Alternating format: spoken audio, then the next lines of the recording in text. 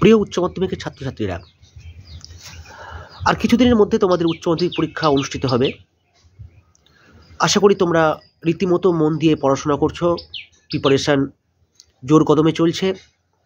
আজকের তোমাদের সিলেবাসের অন্তর্ভুক্ত বাংলার শিল্প সংস্কৃতির ধারা থেকে আজকে তোমাদের বাংলা গানের ইতিহাস বা বাংলা গানের ধারা থেকে 5 নম্বরের প্রশ্নের সাজেশন দেব। লেখো কম বেশি 150 শব্দে প্রশ্নের উত্তর দাও। প্রশ্নের মান 5। প্রথম প্রশ্ন লিখবে, বাংলা গানের ধারায় রজনীকান্ত সেনের অবদান আলোচনা করো।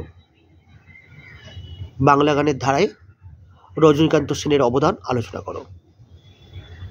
পরের প্রশ্ন লিখবে, লেখো বাংলা সঙ্গীতের ধারায় কাজী নজরুল ইসলামের অবদান উল্লেখ করো। বাংলা গানের বা বাংলা সঙ্গীতের ধারায় কাজী নজরুল ইসলামের অবদান উল্লেখ করো। এরপরে চলে এসো, লিখবে বাঙালির সংস্কৃতির ইতিহাসে রবীন্দ্রসঙ্গীতের ভূমিকা উল্লেখ করো। বাঙালির সংস্কৃতির ইতিহাসে রবীন্দ্রসঙ্গীতের ভূমিকা উল্লেখ করো। এরপরে চলে এসো, লিখবে বাংলা গানের ইতিহাসে বা ধারায় সলিল চৌধুরীর বিশিষ্টতা সম্পর্কে আলোকপাত করো। বাংলা গানের ধারায় সলিল চৌধুরীর বিশিষ্টতা সম্পর্কে আলোচনা করো। পরের প্রশ্ন লিখবে, বাংলার দুটি লোকসঙ্গীতের ধারার নাম লেখো। ওই সঙ্গে লিখবে তাদের সম্পর্কে সংক্ষেপে উল্লেখ করো।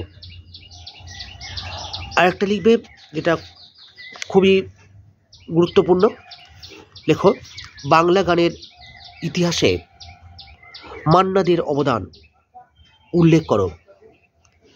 আশা করি এই কটা প্রশ্ন করলে তোমাদের বাংলা গানের ধারার থেকে তোমাদের কভার হয়ে যাবে। তবে একটু বলবো আমি এই বিষয়ে, যখন বাংলা গানের ধারা কিংবা এই অংশ থেকে লিখবে, কিংবা বাঙালির বিজ্ঞান চর্চা বা খেলাধুলা যেটু আছে, চিত্রকলা, বাঙালির চিত্রকলা, এগুলো যখন লিখবে একটু কিন্তু টু দ্য পয়েন্ট অ্যান্সার করার চেষ্টা করবে। অযথা কিছু লেখার দরকার নেই, একেবারে টু দ্য পয়েন্ট উত্তর করবে। ভালো থেকো, ভালো ভেবো, আর অবশ্যই ভালো করে পড়াশোনা করো। আর এগুলি অবশ্যই রিভিশন দাও। যাদের তৈরি নেই তারা তৈরি করো, এখনও সময় আছে। তো আজকে এই পর্যন্ত, টাটা, বাই বাই।